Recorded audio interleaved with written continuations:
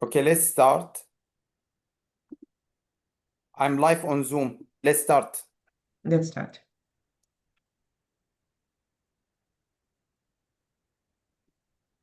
Okay, let's start. Good evening, everyone. Today's session is 10 mistakes you should avoid during fraud investigation. This webinar with collaboration with Open Thinking Academy and the Sudanese Association of Internal Auditors and Kuwait chapter for the Fraud Week. This QR code is for the CPE, and we'll share another one after the end of the session. And we're happy to have Mr. Iyad with us. Hello, Mr. Iyad. How are you doing? Thank you so much for having me in this session. So this is the QR code. You can scan the QR code to get the CPE for attending this session. Thank you so much for joining us for this session related to 10 mistakes that you should avoid during fraud investigation. So we are so happy to celebrate with you the International Fraud Awareness Week this month, where we have thousands of anti-fraud professionals all over the world celebrating their achievement in fighting fraud. With that, we can get started. Thank you so much for the ACFE Kuwait chapter and for the Saudi Internal Audit Association for having me. Go ahead. Okay, so let's start with the first mistake: failing to adhere to legal and ethical standard through the examination process. What do you think about this mistake, Mr. Iyad, and how important is that? So it's very important for us to understand when we are conducting any type of investigation that when you are investigating the person, you need to know first the local laws in that country. At the same time, you need to be able to adhere to what we call the investigation policy and investigation procedures that you have inside your organization. So one of the mistakes that can happen, which is really, this is a big mistake, that you can say to the suspect that you have evidence, even that you don't have any evidence. So that's a big issue, because in that case, later, if you tell him, for example, I have so many evidence, I have CCTV camera recorded what you have done, and later we discover that actually there is no CCTV camera, we are gonna discover that you lied to him during the investigation, and that will lead later for the judge to say you have obtained information by deceiving him, by manipulating to him. So this is why you need to be very careful when you are conducting any type of investigation. When an issues will happen, for example, you are not allowed to share with him information he should not know. You should not share with him the evidence. You should not tell him, oh yeah, Mr. Ahmad, who is also witness, he told us that this is what happened. This can cause an issue because maybe the information that Mr. Ahmad shared with you, they are confidential information, or maybe they are privileged information. So sometimes what you can say, we have evidence to say that you have actually approved the invoice or you have received a gift from the vendor, but you don't need to share with him the source of information, or you don't need to share with him the details of the information. So understanding, the issue will start before conducting the interview, before starting the investigation. You need to speak with the legal department and you need to ask them, what are the issues that I should be careful with? What information I'm allowed to share? What information I should not share? This will help you to avoid all these issues. At the same time, sometimes you need to be careful with what we call sensitive information. Sometimes sharing sensitive information during an investigation, it can be an issue. For example, you are sharing information that's personal to one of the witnesses, or sharing information that are sensitive to one of the board of directors. For example, you are telling him, so in that case, you have taken the salary of the board of director, which is 50,000 dirham. In that way, you are sharing sensitive information with him you should not share. Maybe he took the money, but he was not aware that this is the salary of one of the board of director. He went to one of the staff, he changed the direct deposit for that staff to his account, and he took the money, but he was not aware that these are the compensation of one of the board of director. So this is why it's very careful for you to be able to figure out what information you should share, what information you should not share, and what are the procedures you should follow when you are conducting the investigation. Perfect. So The legal department role in the fraud examination or investigation team is very important, and we should involve them in our investigation. So let's go for the second mistake, neglecting to secure evidence early, which Yeah, can so allow the suspect to destroy or delete the evidence. What do you think about this point? So something, this is why it's very critical. This is why we teach when you are studying for the CFE certificate, we always teach about what we call digital forensic examination. If you are obtaining any digital evidence from the suspect, you are obtaining, for example, his phone, you need to make sure when you obtain this phone from the suspect that you have the phone inside a sealed envelope to ensure that there is no Wi-Fi signal, no 3G signal actually going and entering or manipulating the information that he got over inside his device. At the same time, when you are obtaining from him any type of digital record, you need to make sure that these digital records are not maintained in a way where it can be destroyed. So you put it in a place that there is no chance that, for example, flood will happen and the digital record will be destroyed, or make sure that these digital record they are not next to any magnetic field where it will destroy this record itself. At the same time, when you have from him hard copy record, you need to be able to secure this hard copy record to make sure no one will have access to it. So this is why they say, as a fraud examiner, you need to store all the evidence and record you collect from the person in a secure location where he will not have access to it. So have Exactly. proper record keeping is very important.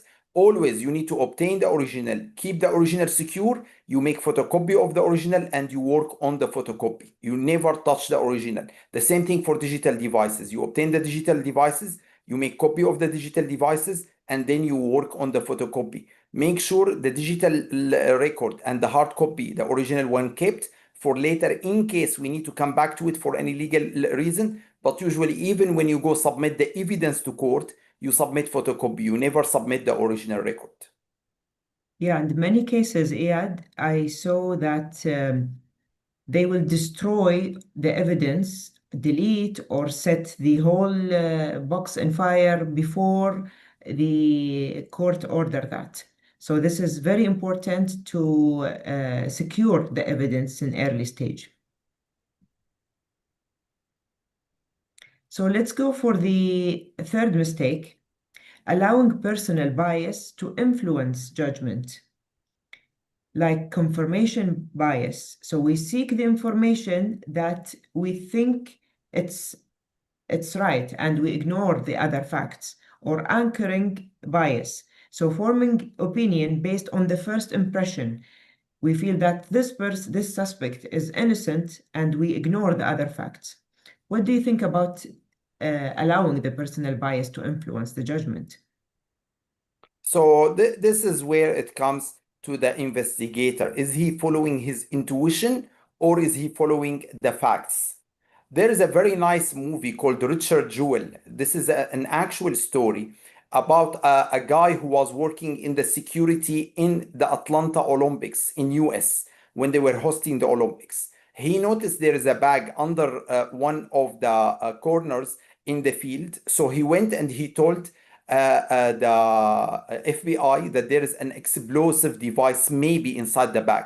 Then they were really afraid. They evacuated everyone from the place. Then actually the explosion happened and no one died. Now the FBI agent who was responsible for figuring out who placed that bag inside the Olympics area, he suspected that this is the guy who placed it. They told him based on what? He said because it's very weird that no one knew there is a bag there except him. So maybe he placed it there and he told us about it. And so in that way, he will save everyone. So at the end, we call him as a national hero. We call him that he's the guy who saved Americans from this damage because he all the time in his life, he wants to be a hero. He wants to actually show people that he cares. So then they ask him, do you have any evidence to support what you are saying? He said, yes. This is how I feel. This is my intuition. This is my feeling. And then he tried to collect all the evidence that will confirm whatever he is thinking and ignored all the evidence that would show who's the actual suspect.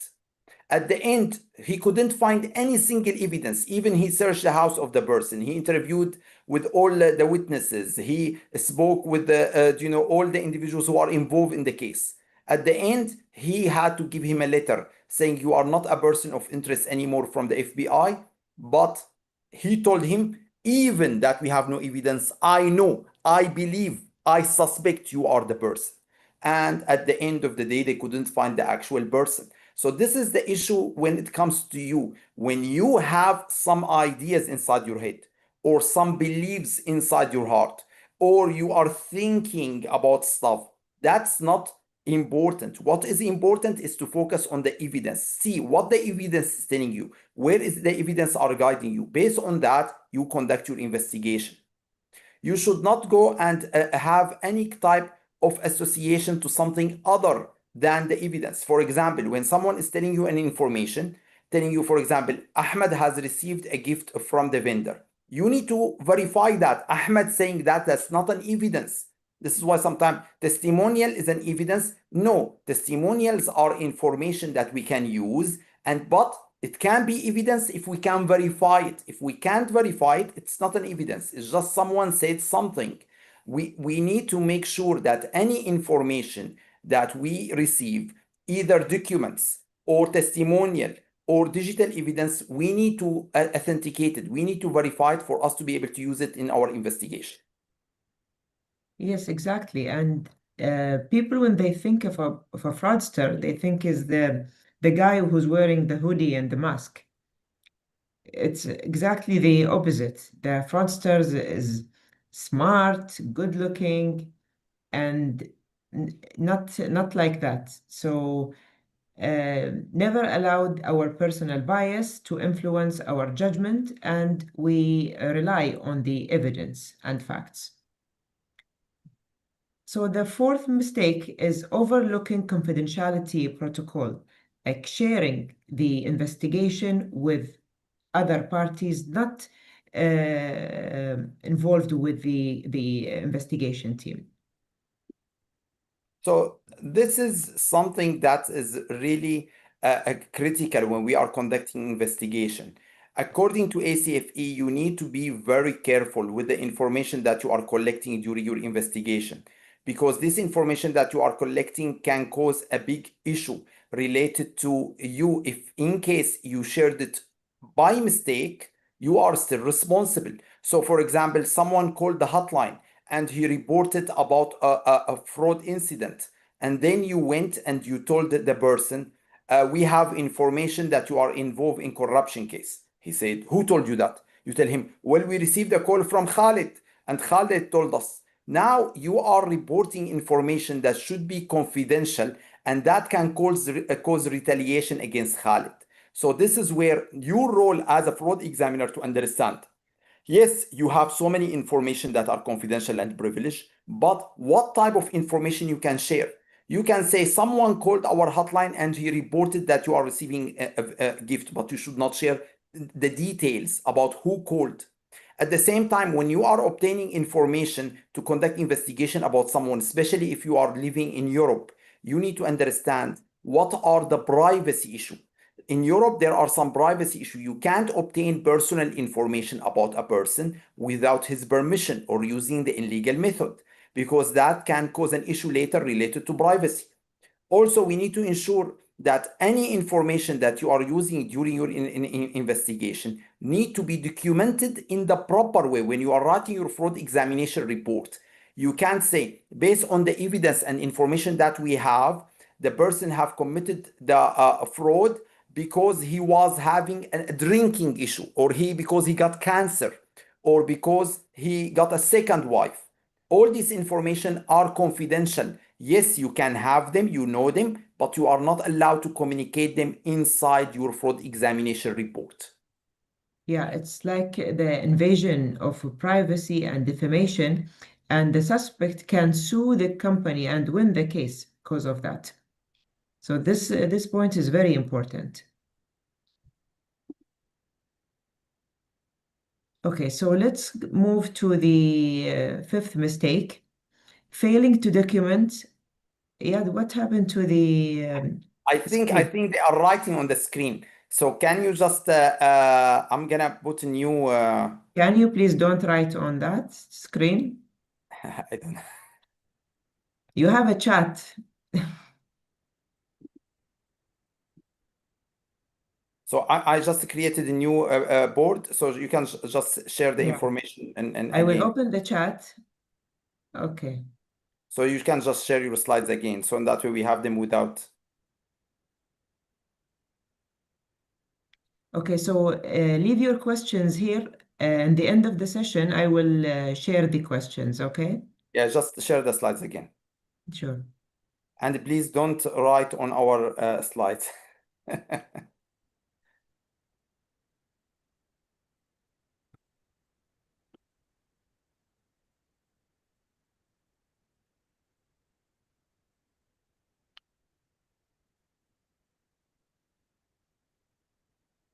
Okay, so we finish with the fifth mistake.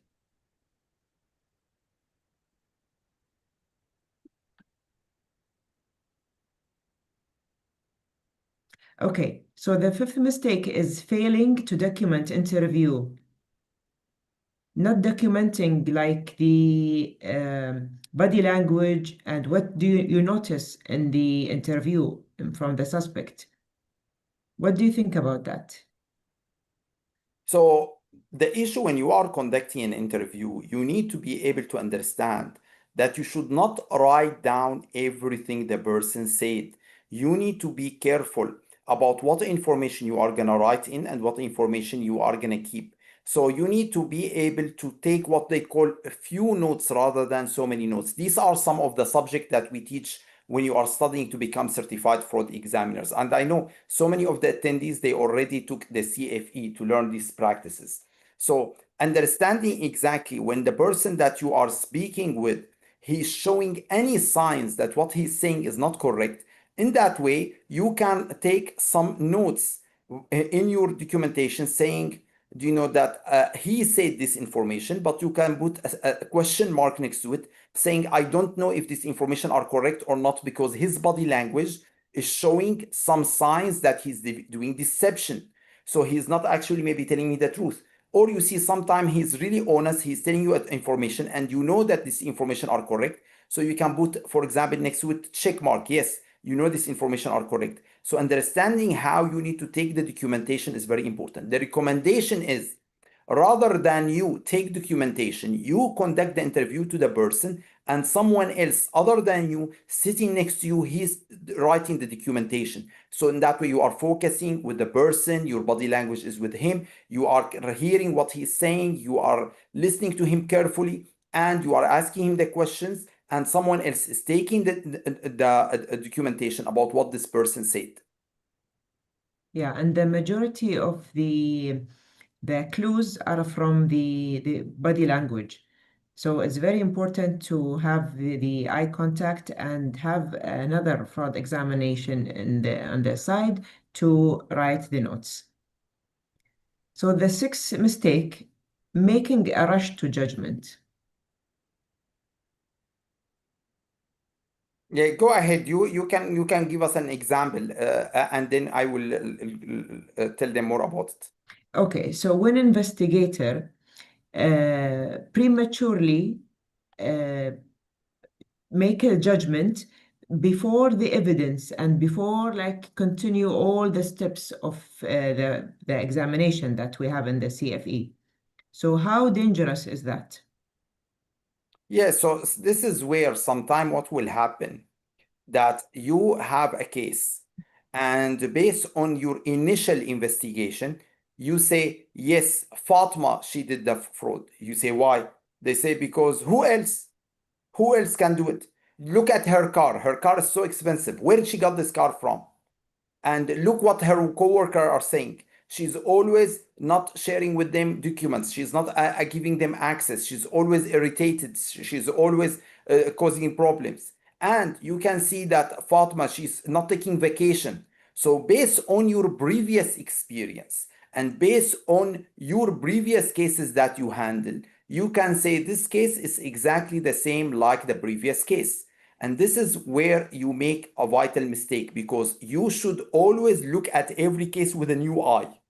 You should say, okay, we have a new case, we have a new situation. Now we need to examine the evidence. We need to look at all the facts. We need to be able to understand exactly who are the suspects. Not saying, well, I think or I believe or based on the initial assessment, suspect that this is the person. And unfortunately, most of the investigator who start with that, who saying, this is the person that did it. And why? Because I believe, they start then going with the confirmation bias that we discovered before. So let me give you an example, which is this interesting example related to what happened with an investigator in Italy. In Italy, there is a lady from US living with another lady in Italy. Then the lady in Italy was killed. Then the investigator came and he told the lady in US, you killed her. Who else? Very simple. You are living with your roommate. Your roommate died and you were with her in the room. So you killed her. She said, no, at that day, I was not in the room. I was with my boyfriend. So he told her, okay, when is the last time you spoke with her? She said, well, yesterday. He said, okay, yesterday, what time? She said, well, it was at 6 p.m. She said, how did you speak with her? She said, well, I sent her a text message on her mobile. She said, oh, you sent her a text message? Okay, give me the phone. He took the phone. He saw the text message saying, I will see you later. Have a good night. He said, ha ha. This text message will prove that at 6 p.m. you told her that you would see her later. So then later you saw her and you killed her. She said, no, no, no, no, no. I sent her a message saying, I will see you later. Have a good night. The meaning, I will not see you tonight. Have a good night. Goodbye. Sleep. And I will see you next day. But then he said, no, no, no, no, no. This is the evidence that we have that you killed her, because you say you see her later. So the meaning you went and you saw her later. Then they, based on this evidence, which is subjective evidence, they took a case against her without having any evidence. And then she actually went to prison just because this guy suspects. Even that after this guy suspected that she's the lady, someone went to the police and he said, I am the actual killer who killed this lady. The police told him, no, no, no, don't worry about it. We catch the actual killer. You just go home. Because they don't want to appear that they make the wrong judgment. And unfortunately, this is what will happen with the fraud examiner. If he will start and having initial judgment and rush to judgment quickly, later, when he discovered that he made the wrong judgment, he doesn't want to back up, because that will make him appear stupid in front of the management. Yeah, exactly. So the best practice is always document all the evidence before taking the action. Let's move on to the seventh mistake, letting word of investigation get out. So we mentioned that you are under investigation, or not omitting my title, like, hi, I'm Sheikh, I'm certified fraud examiner, I'm here to do the investigation, and not avoiding the sensitive words like fraud, stealing, and other. How is this important? We have an example here, like um, a large hotel. They discover they're stealing the guest credit card. So they share that information, the manager, with the supervisor. So the supervisor was involved with that. So she notify or tell all the staff that engaged in that scheme, and they destroy the evidence. So this is how it's important to omitting the investigation or the sensitive words. Yes, so sometime what will happen that we need to understand, when we are conducting investigation, we don't want to let the person knows that we are investigating him. So at the initial stages, when we start the investigation, we should do the investigation without disturbing the office. So in that way, we can go to finance, tell him we have some document we want to obtain from you, but we are gonna come before working hours or after working hours. Because if they see us as investigator going inside the organization and working, trying to collect the evidence, now everyone is gonna say, oh my God, there is an investigation, there is something going on. So in that way, they are gonna start deleting evidence. They are gonna start hiding evidence. At the same time, if the person knew that there is an investigation going on. Even they don't know it's about them. Maybe they will run out of the country. Maybe they will try to go speak with other witnesses. Maybe they manipulate the information. At the same time, we need to be very careful of how we are sending this message to our vendors, to our employees, to our customers. Imagine if we tell the customer, hey, we just would like to check with you. Did you pay the money to our employee or not? Now the customer is concerned. Why? Your employees are doing fraud. There is a fraud case happen. So in that way, that will cause a concern to our employees or vendor. Like imagine someone calling the vendor saying, did you receive the payment or not? That we send it to you because we are not sure if you received it or someone else. They say, who's someone else? Who's receiving my money? So now he's now concerned about doing business with us because it looks like we have issues with our internal controls.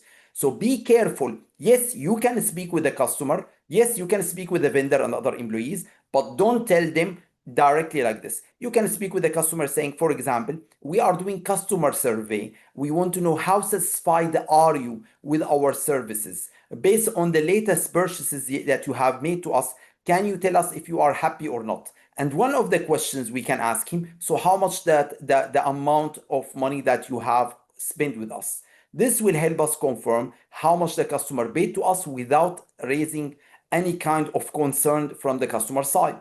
So you need to be very smart and very careful in how you are sharing the information, how you are communicating the information, not to cause any issue that can send a message to the suspect, to the customer, to the vendor or other employees about investigation that they should not be aware about.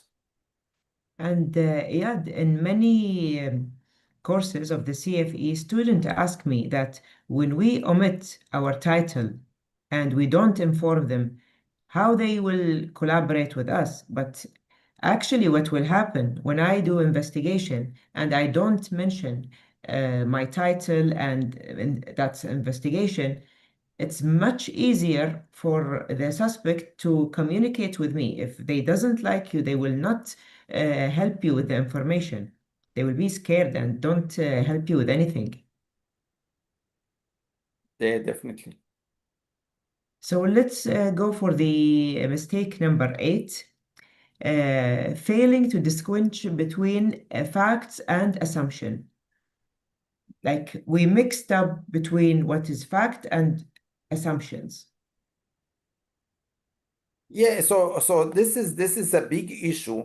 Like for example, when you are speaking with the suspect or you are speaking with the witness, and the witness, you are asking the witness, so who approved the invoice? The witness may tell you, I think Khalid approved the invoice. Then you say, okay. So you are saying Khalid approved the invoice. No, no, no. He didn't say he knows that this is correct. He say he think. He doesn't know, but he's thinking maybe Khalid approved it. So be careful. Listen to what the person is saying. Did he say, yes, he knows for sure that Khalid approved the invoice, or he's thinking maybe Khalid approved the invoice?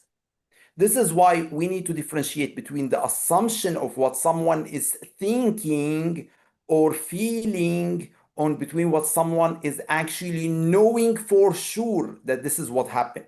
And unfortunately, so many times when we are collecting the information, we need to be careful to focus on what we call the facts, not the truth. If we ask the suspect, did you actually take the money from the organization without permission? And he said, do you want me to tell you what happened? And we say, oh, yeah, of course. No, no, no. We should not allow him to take. We are asking about the facts.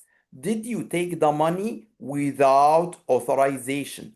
If he didn't answer my question, I should not allow him to justify, because if he say, yes, do you want to hear what happened? And I said, yes, I would like you to tell me. Now he can say, listen, that day I came to the organization to speak with Mr. Saeed, but Mr. Saeed, he was not there and he's the authorized person. So then I went to his assistant, and his assistant, she said that Mr. Saeed is not coming today, but I really needed to take these items from the warehouse. Then I told her, can I go take the item from the warehouse? She said, no, only Mr. Saeed can approve it. Then I told her, but can you just speak, call them and tell them if I can take the item? Then she actually called them and she said, some of our employees is going to come to take the item. And then the warehouse manager, he said, yes, but later we need approval from Mr. Saeed. Then I went to the warehouse. Now look, I'm telling a whole story by saying I manipulated the system. I tried to convince the assistant to call them verbally without proper approval for me to take it. So at the end, it's not my mistake. It's the mistake of Mr. Saeed or the assistant of the warehouse manager because they were not following the rules. No, at the end, you should not allow the suspect to manipulate you the same way he manipulated the system. You should ask him very direct question. Did you take it or not? How many items you have taken? We need him to admit that he took the items and he took them without authority. And later, we can look at other facts to say what he did is because of someone else's fault or his fault. But now the objective is to obtain the facts, the information from the person. I don't want to go around and try to listen to stories. They say liars are always good in telling stories. So this is why you don't allow them to tell stories. We need to always keep focusing on the facts. What happened? How much the amount? Who, when it happened? Who helped you with the issue?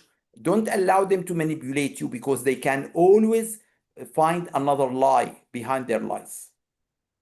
Mr. Iyad, many people mix between the evidence in fraud, like the direct evidence in fraud and the indirect evidence, like, for example, direct evidence witness and indirect something else. Can you clarify this types of evidence and how it's important in fraud cases?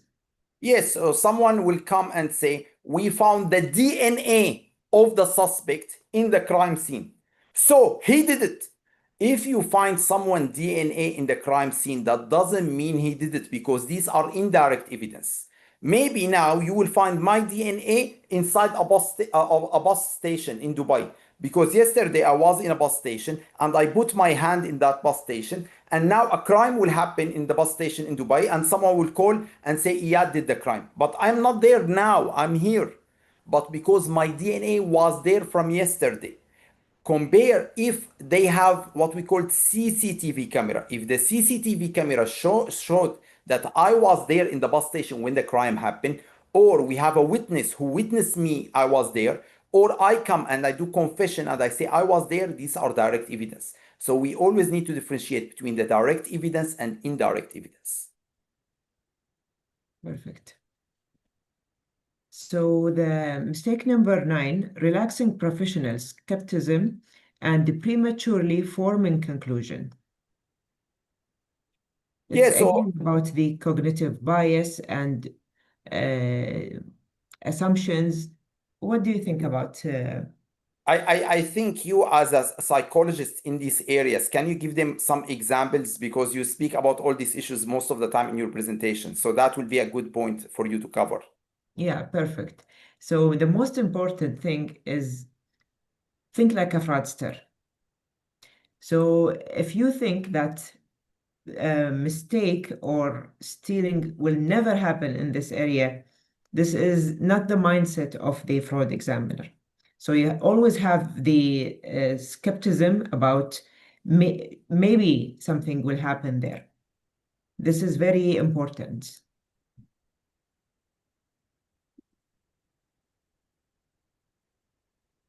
Yeah, Yes. so Yes. So one of the issues when we are speaking about professional skepticism, that you always need to begin with the assignment that something may be wrong. You can't say there's no fraud, and you can't say this is a fraud. You can say we have some items from the warehouse missing. We have some of the transactions that are not done properly. We have invoices that are paid without approval. Now we need to figure out why, what happened. Is this an error? Is this a non-compliance issue, or this is a fraud? So this is the first question you need to ask. You always need to say, maybe it's fraud, maybe it's not. Second question, you need to say, what are the evidence? You should always follow the evidence. Don't follow your intuition. Don't follow wherever you think it is. So you say, what are the evidence? Who are the witnesses? What are the statements that we have? And then after that, you need to always make sure that you don't say that there is no fraud. You can't provide fraud-free statement. So one of the examples that I always share about this issue is what happened with Carlos Ghosn. Carlos Ghosn, he's the CEO of Nissan. So at that time, someone called the hotline and they said that three of the engineers that are working for him, they were leaking the information to the competition. And they send evidence with it. They send the personal bank statement of these engineers showing that they were actually obtaining money for leaking this information. So then they were like, oh my God, these engineers, they were obtaining payments from our competitors. So definitely they are sharing the designs. So then the investigation and compliance department brought the three engineers. They say, we know you are committing fraud. We have the evidence. These are your personal statements showing that you received a bribe for you to share this information. And now, unfortunately, the legal department is going to give you your termination, and you are terminated as of now. Then the three guys, they left the organization. They came the next day with their lawyers and they provided the actual stamped certified bank statement from their banks showing that actually they didn't receive any money, and the document that the organization got, they are fake documentation. So what happened at the end? At the end, Carlos Ghosn, he had to go on the national French TV and say, we are so sorry for firing three French employees who actually we suspect they are involved in the fraud based on fake documentation we received through the hotline. And later, he didn't fix the system. So when he was flying to Japan, someone called the hotline of Nissan and say Carlos Ghosn is doing fraud. So they arrested him and he had to run away in a music box to Lebanon. Okay, so we'll end up with the final mistake. Then we'll take questions from the audience. So neglecting the follow-up and corrective action. Many companies, like after the investigation and your recommendation, they don't take that seriously and just avoid that. What do you think about this? Yes, this is what will happen. In some organization, we are so busy. So when we discover fraud, we spend 9 months maybe on this fraud investigation, and we keep investigating this issue and and try to figure out exactly who did it and figuring out how can we recover the money and figuring out all the suspects and taking legal action. And then once the case is closed, we go home. We forget that we need to go back to the organization and work with the management. Tell the internal auditors that they need to go figure out what type of internal control deficiency led this fraud to happen and how they can take the proper corrective action for us to be able to fix these internal controls so fraud is not going to happen again.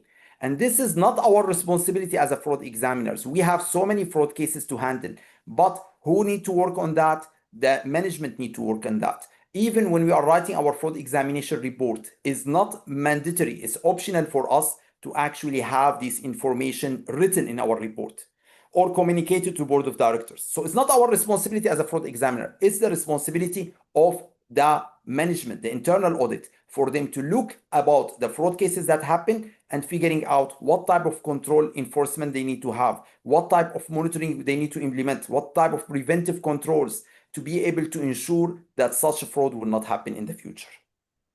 Yeah, and remember always whoever want to take the exam soon that the ultimate responsibility for the fraud is for who? Management. They are responsible ultimately for that. So now we'll open the chat and you can scan this QR code for the CPE. Okay, thank you everyone for joining us for this session. I hope that you enjoyed this session. We have some technical difficulties in the beginning, but we were able to manage to get everyone here involved. Keep the screen here so they can scan the barcode. Yeah, just 1 minute.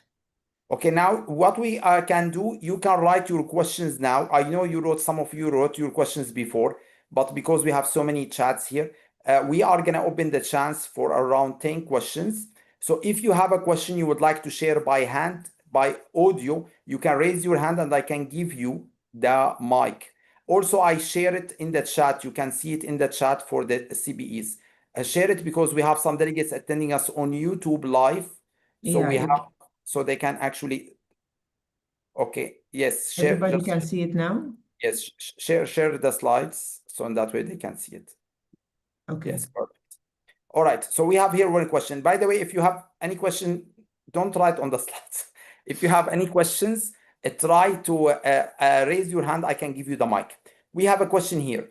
If some employee make a claim due to their low salary and lack of job fairness, although it's not an excuse, the management also does not escape the responsibility. Yes, we understand, but you need to make sure we don't care about why the person committed the fraud. This is not one of the things that we are concerned about. What we are concerned about as a fraud department, that we need to know the person he committed, yes, how much money he took, who are the others involved, what evidence, when he started, when he ended, that he did it with intention. Now, why he did it, it can be any reason. They can say, because management are bad, because I'm trying to take revenge, because they are not giving me proper salary. That's not an excuse. Yes, that's a pressure. We can go and later speak with management and say, we need to recommend for you to reduce the pressure on the employees, but we can't say this is an excuse for him. So it's not the management job. Management, they are going to add pressure on the employees. Employees are not going to get paid enough. The management, maybe they will abuse the employee, but that will not justify them actually doing the fraud. So this is not our responsibility. Our responsibility is just documenting the facts. And unfortunately, in so many situations, this is what will happen. Someone will come and he say, the reason that I committed the fraud because they add so much pressure on me to achieve the goals of the organization. They want me to get 20 customers every day, and I can't get 20 customers every day, but they told me, if you don't get 20 customers every day, you are going to be fired.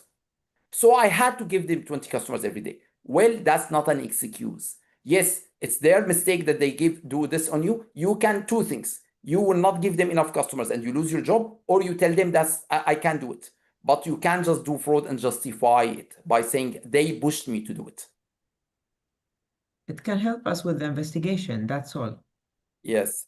Who is responsible on the investigation report? How we ensure the action are properly taken? See, it's not our responsibility. We just write the fraud investigation report as a fraud department or as investigation team, and then the corrective action is the responsibility of the management.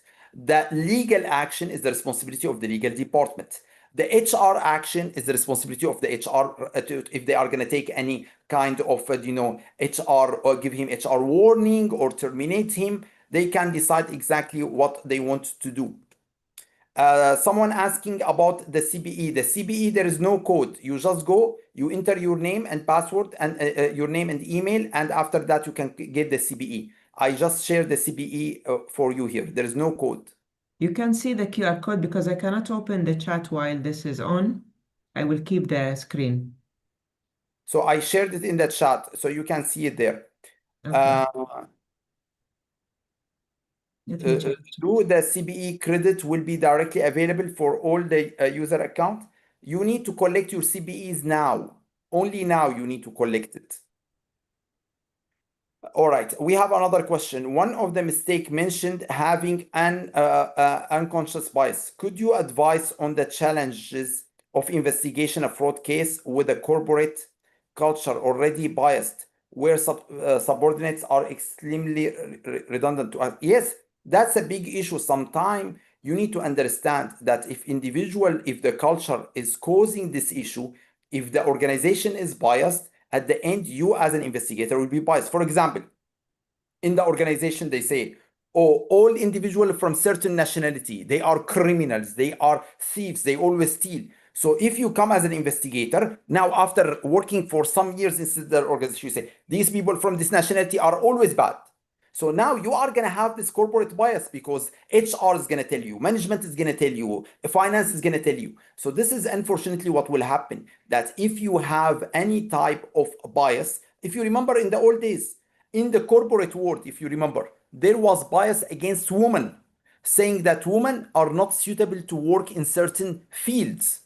And they made a movie about it in US where there is a lady is working actually in a factory, and they told her, you should not be working in a factory. Only men will work in factory. Ladies will work in the offices. They will not work in the factory. But no, she want to show them that actually I deserve to work in factory. And then she became supervisor of a shift, and they were making fun of her. Then after that, she decided to sue the organization for this cultural bias that they have. So unfortunately, sometimes this is what will happen. The Yeah, organization, and they fired her because of fraud. They say later you are committing fraud, but actually they faked the case against her just for yeah. Do them you to know get I faced back. that when I first entered the fraud department? I faced the same thing. And we have another question here. Somebody asked about the chain of custody, like examples about that. So chain of custody is very important from the minute you collect the evidence that you need to document what evidence you have collected. You need to document from who you collected. You need to document when you collected and when it's maintained. So four things need to be there to ensure later when you are going to submit it to the judge that no one manipulated the evidence from the time you have collected the evidence until the time you have submitted to the court. So this is where you need to make sure that chain of custody is always maintained to ensure no what they call it significant manipulation or alteration happen to the evidence that we have. Now, all this concept that we discuss about during this session is actually topic we cover in our CFE exam review course. So if any of you are interested in becoming certified fraud examiner in the GCC or anywhere in the world, we invite you to join our upcoming courses. I have a course happening next week in next month in Dubai, and I have another course happening next week virtually starting on November 23. So you have after 1 week to register, where over 4 weeks, every week we explain to you one subject, and then you can take the exam over the weekend. Within 4 weeks, you can be certified. Also, if you are in Kuwait or you are in GCC, you can join the course that Sheikha will be doing in Kuwait. We are going to have 3 courses happening next year. All the information are available on our website. You can check it in the confirmation email related to your certificate, where you can see all the courses that me and Sheikha and other ACFA authorized trainer in GCC delivering. Also, in case you would like to join us in Maldives, you don't want to be here, or Italy, next year we have a course in Maldives and in Italy. So we have some options for you if you would like to come to other European or Asian countries. I can't wait for that, Iyad. All right. Let's see if Iyad, we have, let's take another 2 questions. yeah, we have very important question. Yeah. Selwa actually asked, what about online interview? A lot of body language will be missed. Exactly. So that's why we recommend face-to-face interview. Of course, this is why face-to-face interview is much more important. Now we have a question. Go ahead, Intisar. How are you? Intisar? Yeah. Okay, let me unmute you again. We would like to thank the Sudani Internal Audit Association for being part of our this, and especially for Intisar for helping us in conducting this amazing webinar. I would like to thank you for your collaboration and generosity to add us to these efforts for the Fraud Awareness Week. My mentor, and thank you for hosting our constituents, our members of the Sudanese Association of Internal Auditors. Thank you, Mr. Iyad. Thank you, Ms. Sheikha. Thank you very much. We're All right, so perfect. happy to have you. Thank you so much. Thank you so much. So thank you everyone for joining us for this session. I hope you enjoyed this session. Make sure you collect your CBEs by scanning the barcode here in the session, and hopefully we will see you in our future sessions. Thank you And so again, much. here is the form for the CBE certificate.